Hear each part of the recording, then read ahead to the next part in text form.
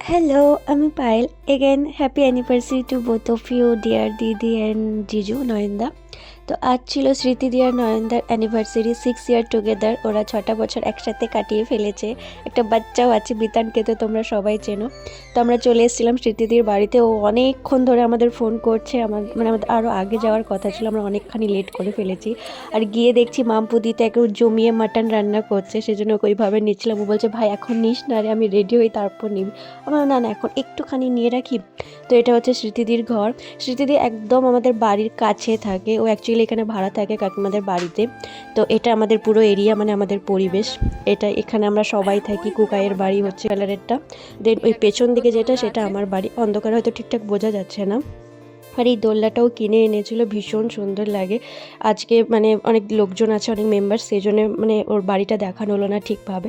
তোমাদেরকে অন্য একদিন শেয়ার করব। ওর বাড়িটা এত সুন্দর ও ভীষণ সুন্দর করে সাজিয়ে রাখে। এত কিছু আছে না ওর বাড়িতে, দেখতে দারুণ লাগে আমার। আর এই জায়গাটাও ভীষণ সুন্দর। মানে বেসিক্যালি আমাদের পুরো পাড়াটাই, আমাদের এরিয়াটাই খুব সুন্দর। তোমরা যদি চাও তো আমার বাড়ির হোম ট্যুরের ভিডিও আমি তোমাদের সাথে শেয়ার করব।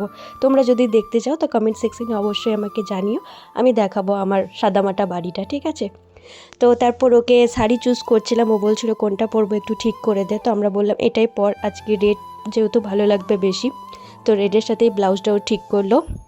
আর আমি আর কুকাই মিলে একটু ডেকোরেশন করছিলাম, যেহেতু এই দায়িত্বে আমরা ছিলাম।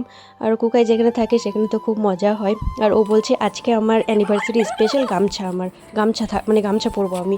আমি বললাম হ্যাঁ হ্যাঁ ঠিক আছে। আমি বললাম না না যা যা, এবার তো ভালো করে রেডি হয়ে যা।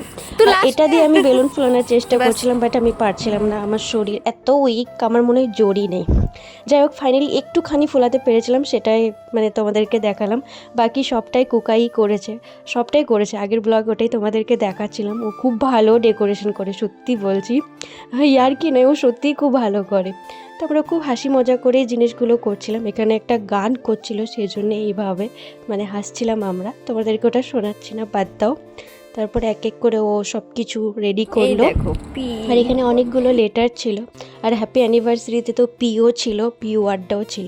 তো সেটাই আমি দেখাচ্ছিলাম যে পি ফর পায়েল। আর আজ আমার কেমন লাগছে একটু জানিও তো। মুখে ইদানিং দুদিন ধরে দেখছে একটা পিম্পল এসেছে, খুব পেন হচ্ছে। ওরা অ্যানিভার্সারি স্পেশালি সুন্দর একটা কেক এনেছিল। কিভাবে সেলিব্রেশন হলো, কি হলো, দুজনকে কি গিফট দিল, আর আমরা কি খেলাম, সবটাই তোমাদের সাথে পরের ব্লগে শেয়ার করছি। তাহলে আজ আসি, দেখা হচ্ছে অন্য কোনো সুন্দর ব্লগে। টাটা।